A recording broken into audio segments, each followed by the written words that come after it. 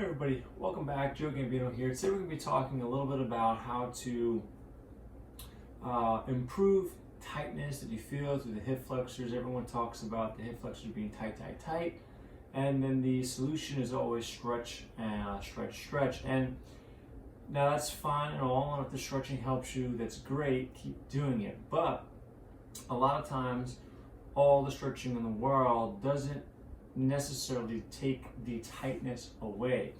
And in that case, we have to start looking at not only what the joint does when we stretch it, but what does it look like on the shortened side of the joint. So in that case, what are the hip flexors doing in this position when they need to be strong and be able to actually access certain positions? And if you have a hard time doing so, that can also drive the sensation of tightness. So it's not always the muscles being tight.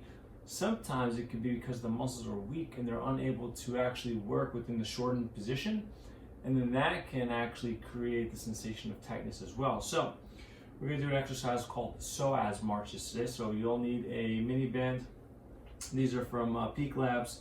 I'll put a link in the show note, but they're kind of like a fabric-y, so they don't pull on your hair and they don't tend to snap at all. So I think they're a nice option if you need one.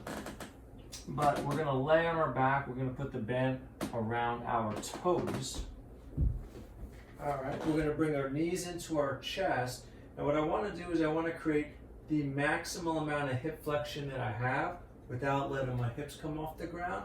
And then the other thing that we need to pay attention to, and I'll give you guys just a different angle here, is that we don't want our feet super close together and our knees out. We want to try to keep my ankles in line with my knees, which will then be in line with my shoulders. So that is an important concept as well, as far as maintaining angles and showing off a little bit of your hip mobility in this position. Now, like I said, we're going to maintain the end range, right? So this is as far as I can bring my hips in actively. I'm going to put my hand here. I'm going to make sure I push my knee into that hand. Now I'm going to extend out. I'm going to hold. I'm going to come back in, and then I'm going to alternate through to the other side. And you can aim for, I like to start with 3 sets of 6, and then up the reps and up the sets if necessary as you get better and stronger within the position. Give it a try. Let me know what you think. If you enjoyed this video, don't forget to like it and subscribe to the channel. I'll see you guys next video.